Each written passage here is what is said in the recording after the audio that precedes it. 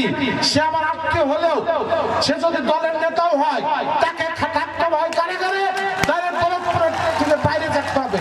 আমি যদি আমার বাঁকায় বললাম তো বাগানে চাল, তাই এখন কিছু বলতে পারছি না। আর প্রশাসন এখন কোনো কাজ করছে না।